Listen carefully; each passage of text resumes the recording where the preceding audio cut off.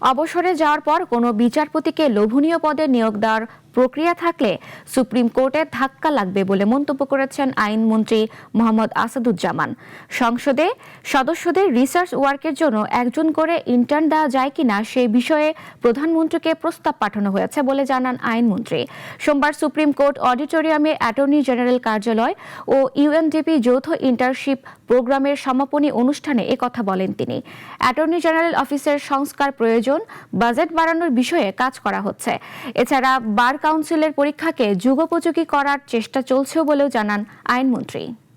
কথা বলেছি পার্লামেন্ট মেম্বারদের জন্য একজন করে ইন্টার্ন দেওয়া যায় কিনা বিভিন্ন বিশ্ববিদ্যালয় থেকে, যারা পার্লামেন্ট মেম্বারদের রিসার্চ ওয়ার্কগুলো করে দেবেন পিরিয়ডিক্যালি। এখান থেকে দুইটা লাভ হবে। একটি হলো আইন প্রণয়নের সাথে তারা সম্পৃক্ত হতে পারবেন, কিভাবে আইন প্রণয়ন হচ্ছে,